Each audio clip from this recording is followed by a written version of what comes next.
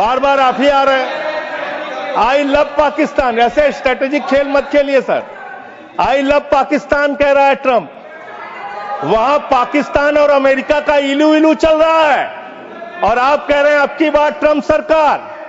आप कह रहे हैं 14 फरवरी को जाके, 14 फरवरी 2025 को प्रधानमंत्री जी गए थे, मागा plus मीगा becomes mega partnership for prosperity. आप कह रहे हैं मोदी जी 14 फरवरी को गए थे। 14 फरवरी 2025 को जब आप गए थे तो 7 फरवरी को वही अमेरिका हमारे भारतीयों को बेड़ी में बांध के अमृतसर में उतारा था सर। आप यहां उतरे और आपने आपत्ति नहीं की। आप कह रहे हैं मेगा मीगा मागा, वहां कर रहे हैं मेगा मीगा मागा, मेगा मीगा मागा, और वो अमेरिका आपके साथ ऐसे विश्वासघात कर रहा है। अभी उसके बाद ये तो आई लव पाकिस्तान बोला, फिर उसके बाद डिप्टी पीएम पाकिस्तान का उप प्रधानमंत्री गया 25 जुलाई को, उसने यूएस सेक्रेटरी से मुलाकात की, रूबियो से, मार्को रूबियो से, और उसके बाद ये लास्ट की लाइन खाली पढ़ रहा हूं, I also thanked him for Pakistan partnership in countering terrorism and preserving regional stability. ये धन्यवाद कर रहा है, धन्यवाद कर रहा है। अमेरिका का मार्को रूबियो सेक्रेटरी कह रहा है कि पाकिस्तान को हम धन्यवाद देते हैं आतंकवाद से लड़ने के लिए। तो मुझे एक लाइन याद आ रही है, खुलूस मतलब होता है मोहब्बत। प्रधानमंत्री जी के लिए और अमेरिका के राष्ट्रपति के लिए एक लाइन में पढ़ना चाहूंगा। प्रधानमंत्री तो फिदा है उनके ऊपर, ट्रंप के ऊपर, तो प्रधानमंत्री की ओर से ट्रंप के लिए लाइन है कि तेरे खुलूस ने रखा मुझे अंधेरे में, तेरे खुलूस ने रखा मुझे अंधेरे में, तेरा फरेब मुझे रोशनी में ले आया, तेरा फरेब मुझे रोशनी में ले आया। ये फरेब पे फरेब, फरेब पे फरेब, धोखे पे धोखा, ये लगातार हो रहा है। मान्यवर, अब मैं एक बहुत ही महत्वपूर्ण बात आपके सामने रखना चाहूंगा। हमारी सरकार ने कहा हम अपने वीर जवानों के लिए ताली बजाएं, हमने ताली बजाया। हम उनका नमन करें, हमने नमन किया। आपने क्या किया? भारत के सेना की बहादुर बेटी कर्नल सोफिया कुरैशी के लिए आपका बीजेपी सरकार का मध्य प्रदेश का मंत्री कहता है वो आतंकवादियों की बहन है। और यही नहीं मान्यवर, बात यहां तक नहीं रुकती। कर्नल सोफिया कुरैशी को कहा आतंकवादी की बहन है। भारत के विदेश सचिव विक्रम मिस्री जी, उनकी बेटी के लिए सोशल मीडिया पे इतनी ज्यादा आपत्तिजनक बातें लिखी गई, सरकार ने कोई कार्रवाई नहीं की और विदेश सचिव को अपना ट्विटर का अकाउंट लॉक करना पड़ा। अब अपने लोगों को सुरक्षा नहीं दे पाते, अब अपने लोगों को सुरक्षा नहीं दे पाते। और इतना ही नहीं मान्यवर, इतना ही नहीं मान्यवर, जो हिमांशु नरवाल जी की विधवा थी, बेवा पत्नी, उसने सिर्फ इतना कहा कि आतंकवाद को आतंकवाद के तरीके से निपटिए, लेकिन देश में अमन और शांति रखिए, कोई आपस में इसको लेकर सांप्रदायिक दंगे फसाद लड़ाई झगड़े ना हो। इसमें कौन सी गलत बात कह दी? आप तो खाली ताक में रहते हैं हर मौके का फायदा उठाने के लिए। पहलगाम की घटना हुई मान्यवर, हम लोग श्रद्धांजलि अर्पित कर रहे थे और भारतीय जनता पार्टी के ट्विटर हैंडल से, मैं पूरी जिम्मेदारी से कह रहा हूं, अगर मैं गलत कह रहा हूं तो राष्ट्रीय अध्यक्ष जी यहां बैठे हैं बीजेपी के, मना कर देंगे। उन्होंने क्या पहला ट्वीट क्या आया?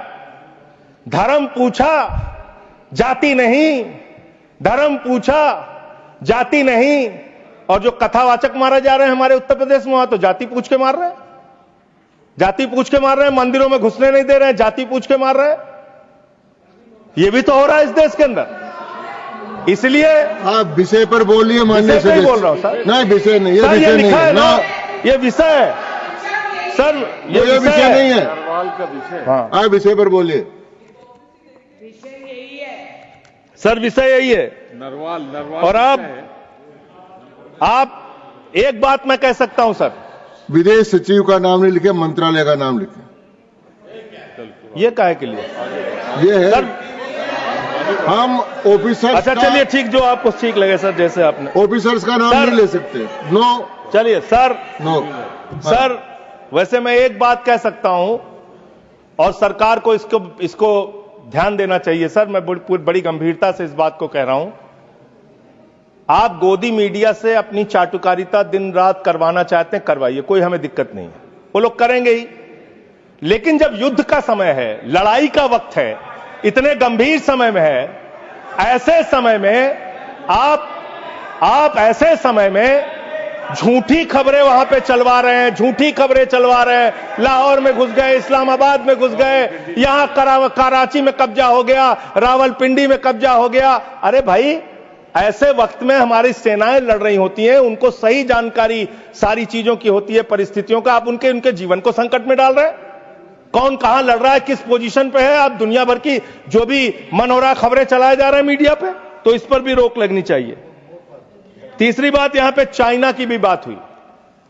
चाइना ने पूरी तरीके से पाकिस्तान का साथ दिया, पूरी तरीके से मिसाइल दिया, लड़ाई में हर तरीके से उनका साथ दिया, हर तरीके से पाकिस्तान का साथ देने का काम चीन ने किया, हर तरीके से पाकिस्तान का साथ देने का काम अमेरिका ने किया।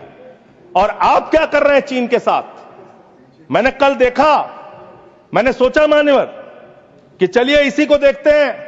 गलवान घाटी में जब हमारे जवान शहीद हुए, उसके बाद हमने चीन से अपने कैसे रिश्ते किए, आपने क्या किया, यह पूरे देश को जानना चाहिए, और खास तौर से आपके समर्थकों को। 2020 के घटना के बाद, गलवान घाटी में जब हमारे जवान शहीद हुए, उसके बाद आपने 4,83,033 करोड़ रुपए का आयात चीन से किया। 2021-22 में आपने 7,10,148 करोड़ रुपए का व्यापार चीन से किया, आयात चीन से किया। 2022-23 में 8,03,533 करोड़ का आयात चीन से किया। 2023-24 में 8,38,442 करोड़ रुपए का आयात चीन से किया। 2024-25 में 9,41,718 करोड़ रुपए का आयात चीन से किया। आप चीन को लाखों करोड़, 37 लाख करोड़ रुपए पिछले 5 सालों में आपने 37 लाख करोड़ रुपए का सामान चीन से भारत में आयात किया। आप चीन को रुपया पे रुपया, लाखों करोड़ कमा रहे हैं। माननीय सदस्य, आप हर एक चीज में रोकेंगे सर, इसमें मैं तो ये आंकड़ा बिल्कुल ये रिलेवेंट नहीं है। आप ये रिलेवेंट है, मैं बता रहा हूं सर, मैं बता रहा हूं सर, इसको लीजिए आप सर। ये एम्बेसी ऑफ इंडिया बीजिंग, ये एम्बेसी ऑफ इंडिया, भारत की एम्बेसी का ये डाटा है, और वेबसाइट पे आप जा सकते हैं, चेक करा सकते हैं, ये वहां से मिला डाटा। ये 37 लाख करोड़ रुपए का आपने उनको व्यापार दिया, उनसे वहां से सामान आयात कर रहे हैं। आप चीन को लाखों करोड़ रुपए का व्यापार दे रहे हैं, और चीन पाकिस्तान को मिसाइल दे रहा है।